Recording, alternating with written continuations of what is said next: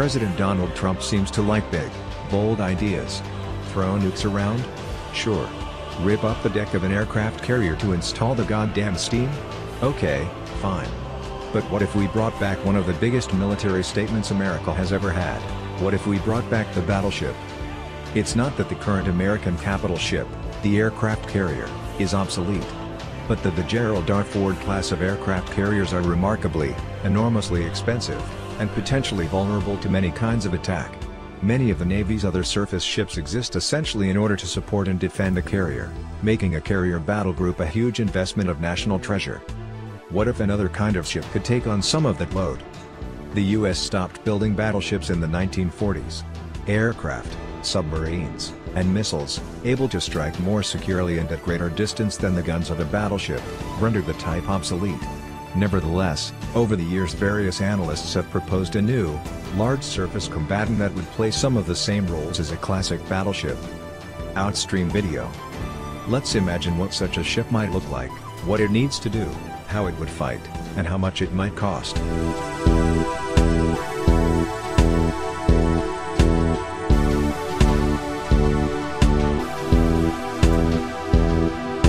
We'll call our notional battleship the USS Montana. Besides Hawaii, Montana is the only of the 50 U.S. states never to have successfully bestowed its name upon a battleship, and the current USS Hawaii is a Virginia-class nuclear attack submarine. Also, the last class of American battleships that ever made it to the drawing board was going to be named after a USS Montana. But our new USS Montana will displace somewhere north of 30,000 tons, at least twice the size of the very latest and greatest American destroyer, with a 30-knot speed similar to that of existing U.S. cruisers, destroyers, and aircraft carriers. A battleship must have the capability to kill other ships. If it can't do this, then it isn't a battleship, it's a monitor, or arsenal ship. This means that any modern battleship needs an array of sensors necessary to detect enemy ships, as well as guns and missiles capable of sinking them. Until fairly recently, the U.S. Navy leaned away from using surface ships in an anti-ship role, preferring aircraft and submarines.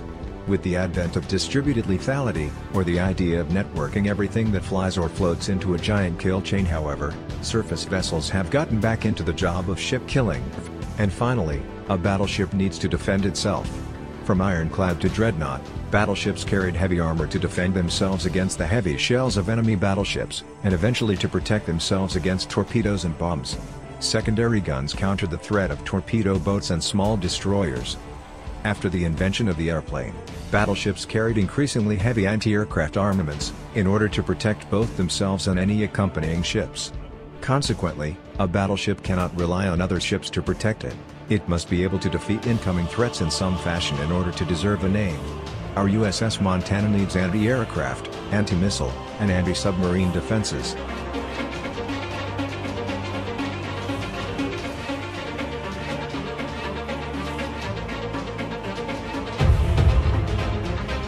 Classic battleships were evaluated primarily by the size of their guns. The earliest dreadnoughts carried 305mm guns, while the final specimens of the type carried 406mm or 446mm weapons. Battleships needed these guns to punch through the armor of enemy battleships, and wreak destruction on the vulnerable innards of their counterparts. This is no longer a priority in naval architecture. Everyone expects ship-to-ship combat to happen at ranges longer than heavy guns can reach. The Arleigh Burke-class destroyer carries a 127mm gun for shore bombardment and anti-surface purposes. The gun has a range of 24 kilometers, but doesn't seem to pack enough punch for a battleship. The advanced gun system of the Zumwalt-class destroyer comes much closer to what we would want in a battleship. A 155mm gun, the AGM can launch a projectile capable of accurately hitting targets nearly 70 miles away. The Navy has cancelled procurement of the projectile because it's too expensive. But for the purposes of this exercise we can assume at least 2 AGMs, which can each fire 10 shells per minute. The next step is a railgun. A railgun uses electromagnetic force to launch a solid projectile at extremely high speed and with great destructive force. The Navy would like a railgun to deliver projectiles at up to 200 miles from the launcher, with a circular error probability of 5 meters. Like the AGM, the railgun could fire 6 to 10 times per minute. And unlike the AGM, the projectiles would be inexpensive and easy to store. Considerable technical challenges remain, but a ship the size of USS Montana, with high energy production capacity, is a great bet to act as a platform for at least one railgun. In the end, the USS Montana would have 2 railguns, capable of launching tungsten rods at targets 200 miles away, with the ability to recutter destruction based on kinetic energy alone.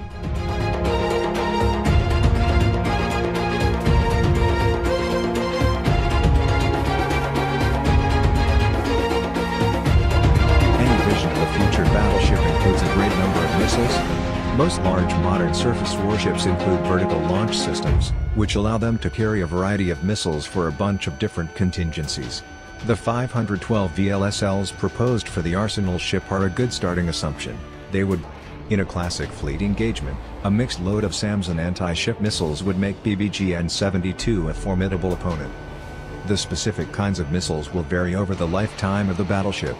Right now, Tomahawks for land and naval attack, evolved Sea Sparrows, 4 of which can fit in each VLS cell, for close air defense, and standard missiles for naval attack, long-range air defense, and ballistic missile defense would fill the VLS cells, depending on the nature of the mission. And the great thing about the VLS system is that as the missiles improve, through the introduction of the long-range standoff missile, for example, the killing potential of the ship also improves. USS Montana could carry an arsenal in excess of 5 normal Arleigh Burke-class destroyers. With the proper sensors, Montana could defend herself with only a minimal escort, probably pairing with a nuclear attack submarine to provide a formidable offensive or defensive unit.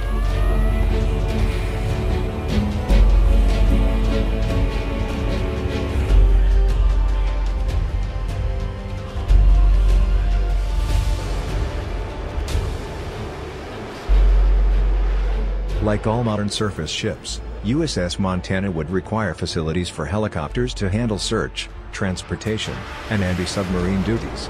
Increasingly, however, the U.S. Navy has looked into using surface ships as platforms for the deployment of air, surface, and subsurface drones.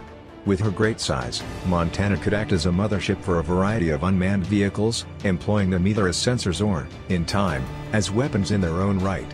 With a hangar only somewhat larger than that of the Arleigh Burke Flight II destroyers, she could carry a combination of helicopters, up to 3, and WAVs.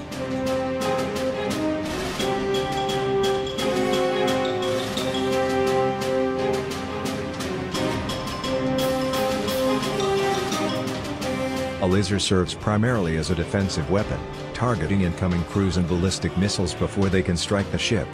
The laser heats the incoming missile until it cracks or melts, leading to a premature detonation.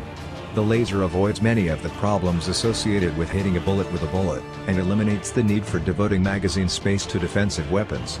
The laser can also target the drones and other reconnaissance vehicles that make up the enemy kill chain, the system of systems necessary to effectively target a ship. The Navy is on the cusp of testing a 150 kW laser. It has already successfully incorporated a smaller laser on USS Bonds, although it remains experimental.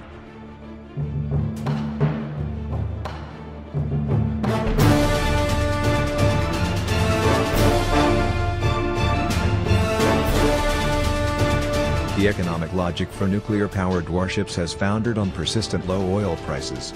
The new case for nuclear power focuses on the energy hunger of modern weapon and sensor systems. In particular, the railgun and laser systems would benefit enormously from high-wattage reactors. The A-1B nuclear reactors carried by the USS Ford class each generate 300 megawatts of electricity, well in excess of what the ships currently require.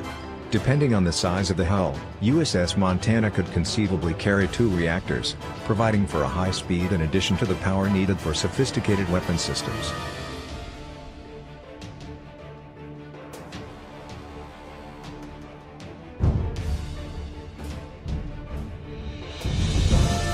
Naval architects effectively gave up on armor in late October 1944, when swarms of American carrier aircraft sank Huygens Musashi, the largest and most heavily armored battleship ever constructed. After World War II, the focus shifted to prevention, with ships attempting to defeat incoming aircraft and missiles with their own missiles, or with close-in guns. Although this approach has saved a lot of dead weight, it has its own limitations. In the Falklands War, the Royal Navy lost ships from missile strikes even when the warhead failed to explode. Since the 1970s, modern warships have moved slightly in the other direction. adding lightweight Kevlar armor to protect the most critical areas of the ship from gunfire and other kinds of explosions. Similarly, most designers have moved away from aluminum superstructures in favor of steel, which offers greater protection from small arms and small caliber guns. Against large missiles or heavy artillery, modern ships remain extremely vulnerable. That said, a ship the size of Montana could easily incorporate a light armored sheath, perhaps half an inch, to protect its most critical spaces, and to mitigate the damage inflicted by missiles and other lethal weapons. But a return to the heavily armored battleship seems unlikely. Heavy armor can protect hulls and gun turrets, but superstructures were always vulnerable to shell fire. As the fighting power of a ship increasingly rests on its sensor and electronic systems, heavy protection for the hull offers limited returns for the weight added. A World War II battleship could continue fighting even after its upper works were ravaged by guns. A modern warship can't.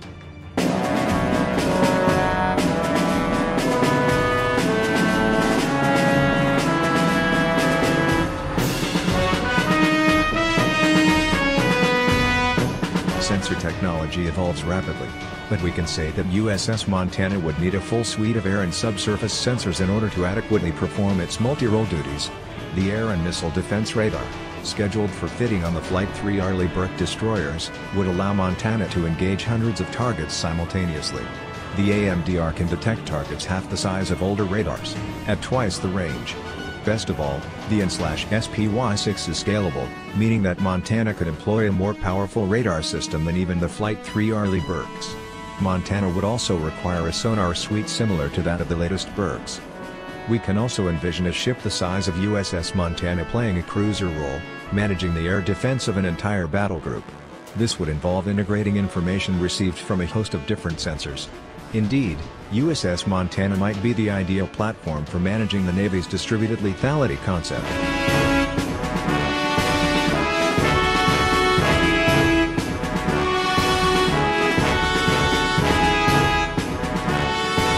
Estimates on the cost of naval vessels is, at best, guesswork. Like every project, ships face cost overruns. The littoral combat ship, the Zumwalt-class destroyer, and the Ford-class aircraft carrier have all seen serious cost increases. Some classes manage to escape this, but in most cases this happens because the ships fit into a manageable template, with a clear lineage from previous designs and a suite of proven technologies. The Virginia-class submarines and the America-class LHAs fit into this mold. USS Montana most certainly would not. Best to start with what we already know. Cost estimates for the cheapest version of the Arsenal ship, without much in the way of defensive armament, ran between $500 to $800 million per vessel. The since-cancelled CGX cruiser program estimates ran upward of $3 billion per unit, although much would have depended on how much technology the ship could have shared with the Zumwalt class. But the Zumwalts themselves ended up at $4 billion a pop, not including research and development costs. The US hasn't built more than 4 battleships to a class since the Connecticut class from over 100 years ago, and given both the pace of technological change and the uncertainty associated with the concept, it's unlikely that Montana would lead a group of more than 4 ships. Consequently, we're probably looking at something between the Zumwalt class and the Ford-class carrier, $10 billion, in costs. Split the difference and toss in another $10 billion in research and development, a touch more than the Zumwalts, although this might come down as the Montanas can take advantage of some of the Zumwalt's technologies, and probably won't use a tumble-home hull, and we have a program that will yield 4 battleships for around $38 billion. On the upside, we won't need to accessorize USS Montana with several squadrons of F-35s. A carrier air group costs upwards of $6 billion, and requires replacement more than once over the course of a carrier's career. The USS Gerald R. Ford also requires a crew of over 4,000, probably 10 times what Montana would need. This means that Montana would have a big advantage over Ford in terms of life cycle and operating costs, although it's hard to say exactly how big that advantage might be.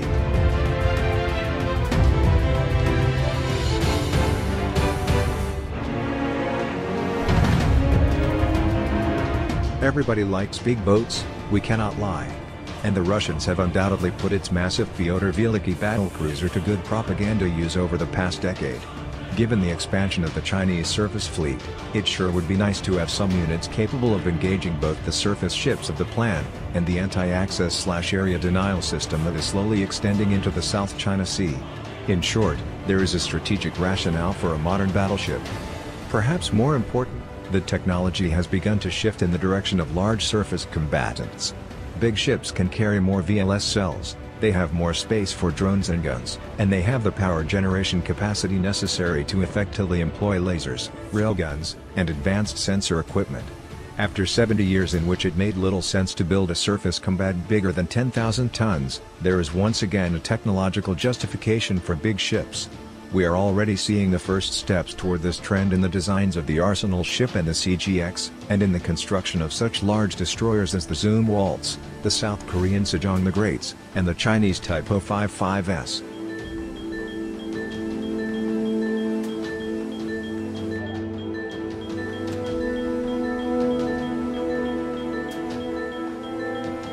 These ships will be large and expensive. Many of the technologies have not reached maturity, and delays and failures will inevitably drive up costs. They will not be invulnerable. Most of the arguments against aircraft carriers will also apply to Montana and her sisters.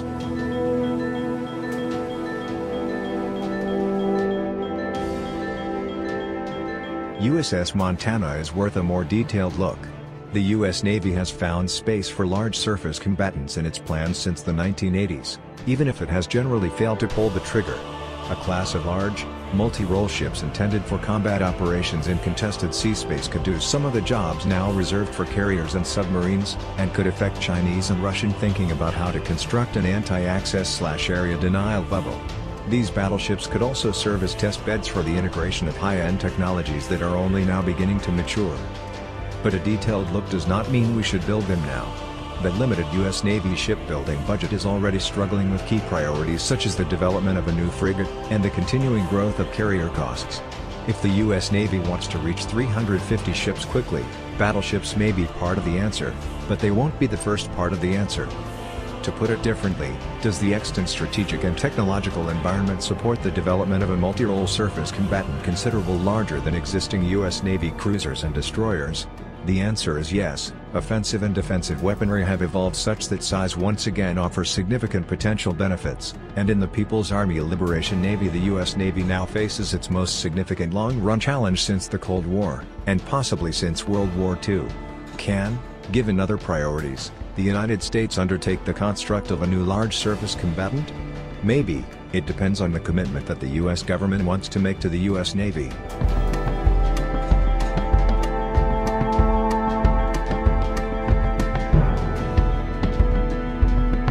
The appeal of the battleship has held on for longer than the battleship itself.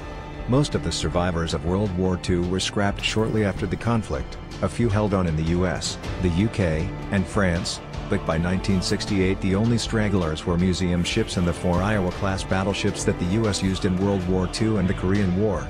But that doesn't mean the dream of a big surface combatant ever faltered.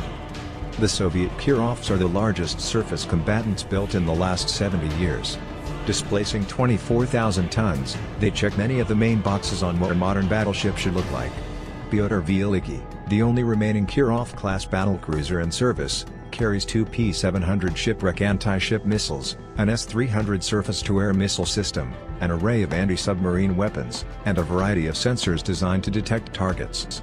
Powered by a combination of nuclear reactors and conventional steam turbines, Pyotr Veliky can make 32 knots. However, the Kirovs lack any significant land attack capability beyond a twin 130mm gun. From the 1950s on, the U.S. Navy looked at a bewildering array of proposals for modernizing the Iowa-class battleships. Most of these involved ditching some portion of the main armament in favor of missiles or an expanded flight deck. Given the scarcity of enemy battleships that needed holes punched in them after World War II, it made little sense to keep all 316 turrets. Plans for radical renovation of the Iowas inevitably ran aground on the shoals of fiscal necessity, however. When the construction of the Kirovs finally kick-started the modernization of the Iowas in the 1980s, the modifications were fairly minimal, the addition of anti-ship and land attack missiles, and the removal of a few 5-inch guns. This produced a formidable land attack platform, but not a ship that was particularly threatening to enemy vessels, or that was able to defend itself beyond its heavy armor. But the idea for a huge arsenal ship remained all the rage in the 1990s, when it seemed that the United States could solve even the thorniest of problems with a volley of cruise missiles. Equipped with a 512-cell vertical launch system, The Arsenal ship would have deployed off the coast of a prospective target, then saturated the unfortunate victim with wave after wave of tomahawks. The largest version of the proposed ship would have displaced around 30,000 tons, and included some self-defense systems. The Arsenal ship died, however, when it became apparent that the U.S. Navy would be able to convert some Ohio-class SSBNs into cruise missile trucks at a lower cost, and with greater survivability. The Navy took a different tack with the CGX. Foreseeing a need to replace the Ticonderoga-class cruisers in the not-too-distant future, the Navy envisioned a ship that would displace around 25,000 tons, equipped with many of the features that eventually ended up in the Zumwalt-class destroyer. Compared with the Zumwalt, the CGX would have had enhanced air defense systems, ballistic missile defense capability, and a nuclear propulsion system to generate all of the necessary power. But in the end, the Navy couldn't force Congress to cough up enough money to buy an adequate number of Zumwalts, much less the CGX.